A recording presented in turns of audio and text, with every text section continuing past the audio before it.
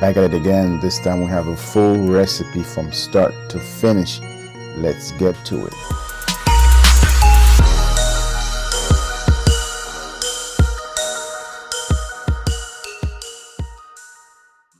Who's hungry? I hope you guys are hungry today, because today I'm going to show you guys how to make the best oxtail ever. First, you're going to have to get some ingredients. So I put the ingredients on top. This recipe is not for one person or two persons. It's for the entire family. It's for your cousin, your mother, everybody. It's a fiesta. So we have 25 pounds of oxtail, so it's not a joke. On the first video, I showed you guys how to actually cut the oxtails, but in that video, I'm just gonna show you how to put it together. So first, we will need to wash the oxtails that's already been cut. Wash it at least twice. This video is going to be a little bit longer than I expected, but I want to show you guys how to start an oxtail from cutting, then marinating, braising, and then plating. So it's probably going to be about 17 minutes or 18 minutes video. But after you finish watching the video, you guys are going to see what I'm talking about. Our oxtail is nice and clean. Now it's time to get ready for the marinade. Just add on all your ingredients together. The thymes, and definitely wear gloves when you handling hot peppers. Just add the pepper, just crush them by hand. You don't need to use a knife. Just do a nice mix.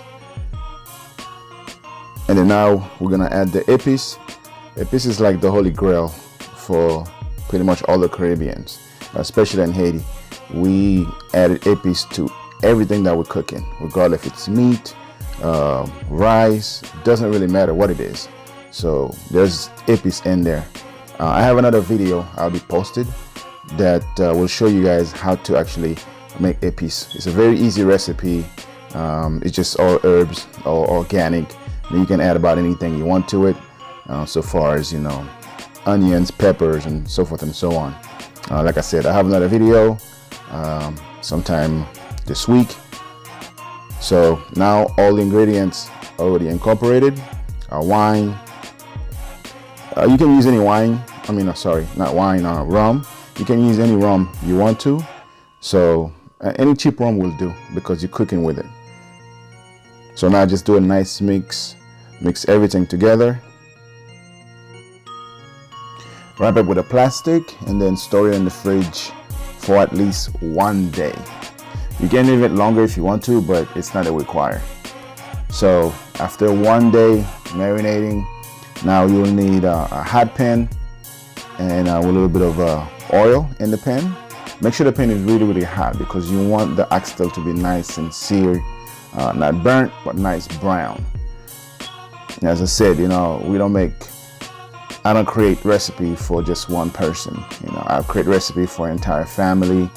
You'll have leftover for the next day, day after. Definitely put the big pieces first, so at least you get a nice brown from the big pieces, and then all the small pieces you can put them right on top.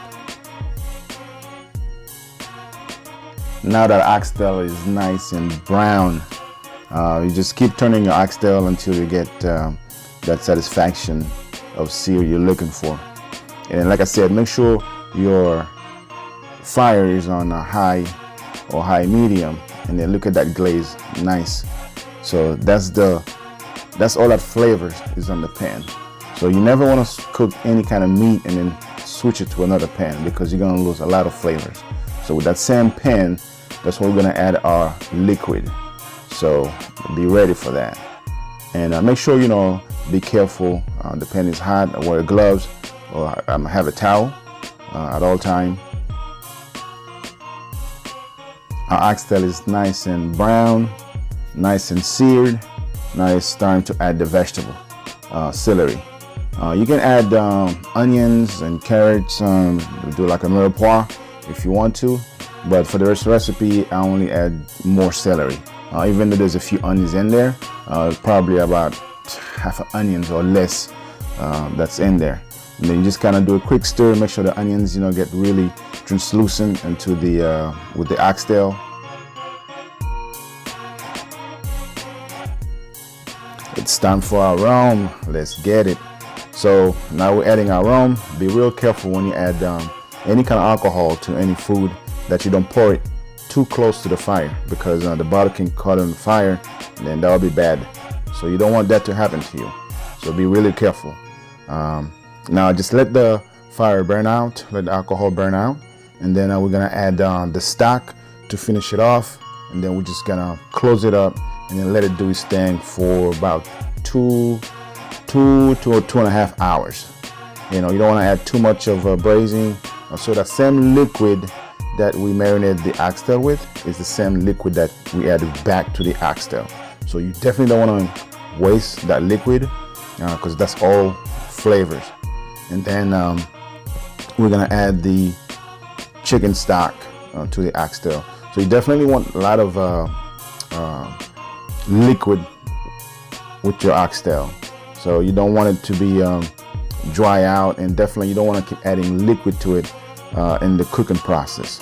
So now we add a little liquid, so you don't need to add no more seasoning after this. That's it. So just let it do its thing, let it simmer. After about 2.5 hours, this is the kind of result that we get. Nice and brown. It's just heaven. That's all I can say right now, just heaven.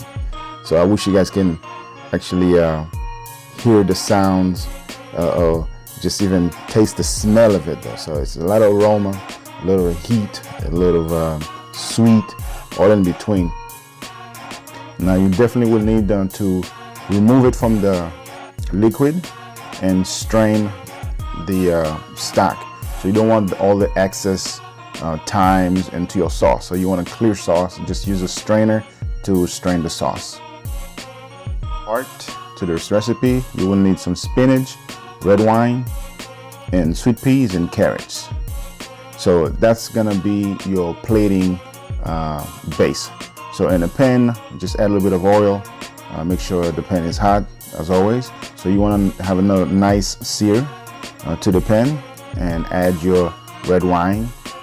Now that your wine is reduced to almost like an ossec stage, you want to add the stock.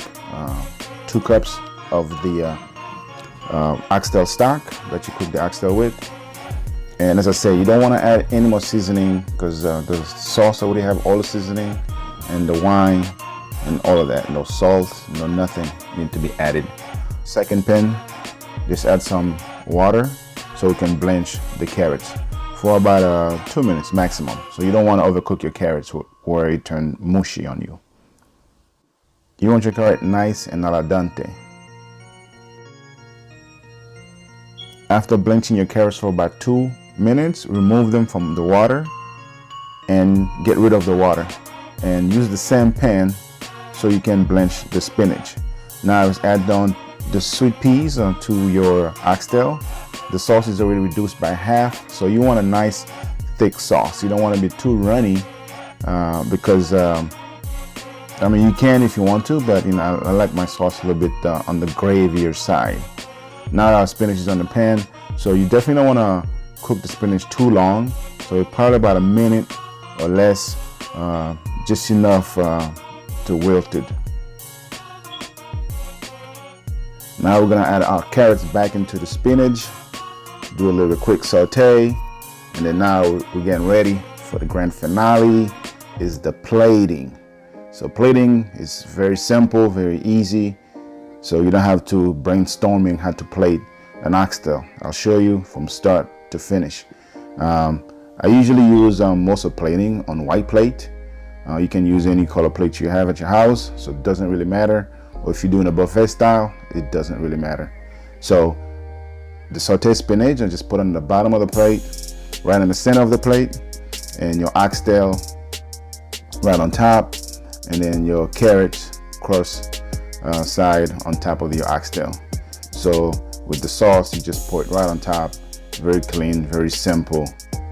You can garnish it with some parsley or microgreens, whatever herbs that you have, you can put right on top. And you can cook some rice, some white rice, or whatever rice that you have you want to eat it with, that's fine. I'll show you another video how to make some mushroom rice and a different kind of rice now that you have it, guys. So go ahead and cook some oxtail.